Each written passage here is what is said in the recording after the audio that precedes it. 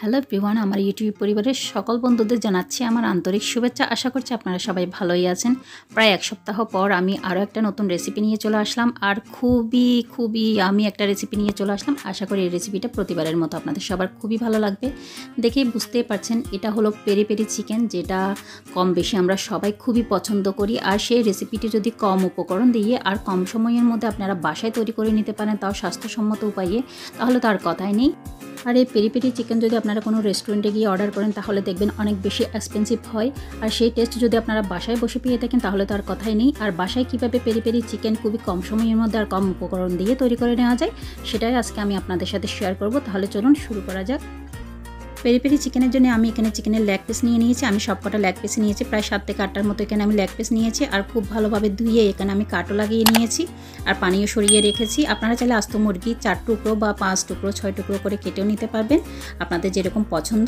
এখন peri peri চিকেনের জন্য আমি চিকেনের সসটা তৈরি করে নেব। তার জন্য একটা মিক্সিং জারে এখানে আমি ক্যাপসিকাম নিয়ে নিলাম। আমি এখানে লাল ক্যাপসিকাম যেটা আছে সেটাই নিয়েছি, আপনারা চাইলে হলুদ ক্যাপসিকামও নিতে পারবেন। এখানে আমি পেঁয়াজ দিয়ে দিলাম, একটা মিডিয়াম সাইজের টুকরো করে কেটে দিয়েছি। আর 5 থেকে 6টার মতো আমি রসুনের কোয়া দিয়েছি। আর দেখতে পাচ্ছেন এখানে আমি শুকনো উপকরণগুলো দিয়ে দিচ্ছি। চিলি ফ্লেক্স দিচ্ছি 1 টেবিল স্পুন, প্যাপরিকা পাউডার দেবো 1 টেবিল স্পুন, আর অরিগানো দেবো আমি 1 টেবিল স্পুন। অরিগানো হলো একটা হার্বস, এটা অবশ্যই আপনার পেরি পেরি চিকেন তৈরি করার ক্ষেত্রে খুবই মুখ্য ভূমিকা রাখে, তাই এই অরিগানোটা অবশ্যই দেওয়ার চেষ্টা করবেন, না হলে পেরি পেরি চিকেনের যে আসল স্বাদ বা টেস্ট সেটা আপনারা কখনোই পাবেন না।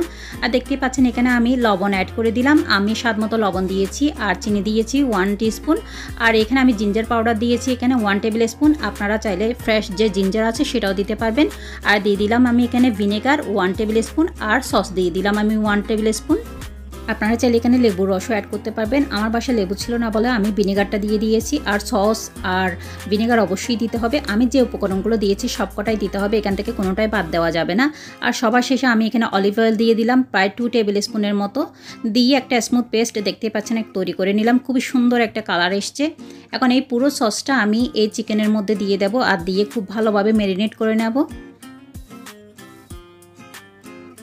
আপনারা হয়তো স্ক্রিনে দেখে বুঝতে পারছেন কত সুন্দর একটা সসের কালার এসছে।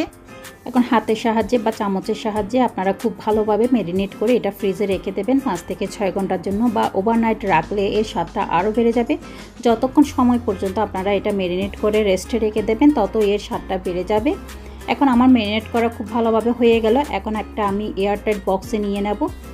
সবগুলো লেগ পিসে আমি এভাবে এয়ারটাইট বক্সে নিয়ে মশলাটাও পুরোপুরি উপর দিয়ে ঢেলে দেব। তারপর আমি এটা কভার করে ফ্রিজে রেখে দেব 5 থেকে 6 ঘন্টার জন্য,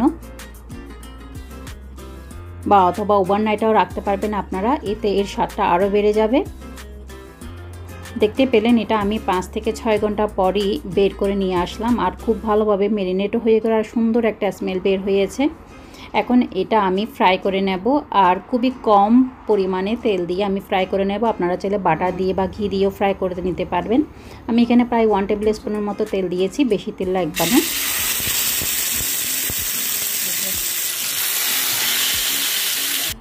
তেলটা যখন খুব ভালোভাবে গরম হয়ে আসবে আমি একে একে লেগ পিসগুলো দিয়ে দেব। আমি এখানে লেগ পিসগুলো দিয়ে কভার করে প্রায় 2 থেকে 3 মিনিটের মতো রেখে দিয়েছিলাম। তারপর আমি অপর সাইডটা উল্টিয়ে দেব। এভাবে আমি দুটো সাইডই উল্টিয়ে পাল্টিয়ে আমি ফ্রাই করে নেব। সুন্দর একটা কালার আসা পর্যন্ত আমি ফ্রাই করে নেব। এখন আমি কভার করে রেখে দেব 2 থেকে 3 মিনিটের জন্য। এতে চিকেনটা খুব ভালোভাবে ভিতর থেকেও কুক হয়ে যাবে। আপনারা চাইলে কভার না করে এটা রান্না করে নিতে পারবেন। প্রায় 3 মিনিট পর আমি কভারটাকে এখন উল্টিয়ে দেব। দেখতেই পাচ্ছেন কত সুন্দর একটা কালার চলে আসছে একটা সাইডে। এভাবে আমি দুটো সাইড খুব সুন্দর একটা কালার আসা পর্যন্ত ফ্রাই করে নেব। দেখতেই তো পেলেন কত সহজভাবে আমি পেরি পেরি চিকেনটা তৈরি করে নিলাম। আর আপনারাও চাইলে রেস্টুরেন্টে না গিয়ে বাসায় খুবই কম উপকরণ দিয়ে এই পেরি পেরি চিকেনটা তৈরি করে নিতে পারবেন, আর বাসায় সবাই খেয়ে মুগ্ধ হয়ে যাবে। এমনই একটা রেসিপি, আমার বাসায় তো সবাই খেয়ে খুবই খুশি। আপনাদের সাথে কথা বলতে বলতেই আমার চিকেনটা খুব ভালোভাবে ফ্রাই করা হয়ে গেল। দুটো সাইডে খুবই সুন্দর একটা কালার চলে এসছে। আর বেশিক্ষণ আমি রান্না করব না, এটা এখন আমি নামিয়ে নেব। দেখতেই পাচ্ছেন দুটো সাইডে খুবই সুন্দর একটা কালার এসছে। এখন আর দেরি না করে নামিয়ে নেব আর সার্ভ করে নেব। আর এটা যে কোনো রকমের নান, পরোটা বা ভেজিটেবল রাইস বা পোলাও যে কোনো কিছুর সাথে খুবই ভালো লাগবে, এমনকি গরম ভাতের সাথে খুবই ভালো লাগবে। অবশ্যই একবার ট্রাই করে দেখবেন। আর এই পেরি পেরি চিকেনটা আমি কিছুটা ভেজিটেবলের সাথে ফ্রাই করে এখানে সার্ভ করেছি।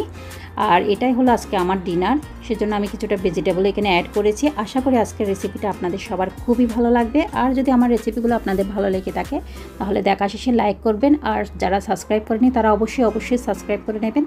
আপনাদের প্রতিটা সাবস্ক্রাইব আর লাইক কমেন্ট আমাকে সামনে এগিয়ে নিয়ে যেতে বা নতুন নতুন কিছু আপনাদের সামনে তুলে ধরতে খুবই সাহায্য করে। আমি এতে ইন্সপিরেশন পাই। ভালোবেসে বন্ধু হয়ে যদি আপনারা আমার পাশে থাকেন আমি বেশি খুশি হব। আর তার চেয়ে বেশি খুশি হব যদি আপনারা আমার ভিডিওগুলো দেখে কমেন্ট সেকশনে কমেন্ট করে জানান যে আপনাদের আজকের ভিডিওটা কেমন লেগেছে, আর ভবিষ্যতে আপনারা কি ভিডিও দেখতে চান, তাহলে আমি আরও বেশি খুশি হব। আবার কোনো নতুন আর ইজি রেসিপি নিয়ে খুব তাড়াতাড়ি দেখা হবে। এতক্ষণ পর্যন্ত যারা আমার ভিডিওটা দেখেছেন তাদেরকে অসংখ্য ধন্যবাদ। সবাই সুস্থ থাকবেন, ভালো থাকবেন, আর অবশ্যই সাবধানে থাকবেন। By everyone.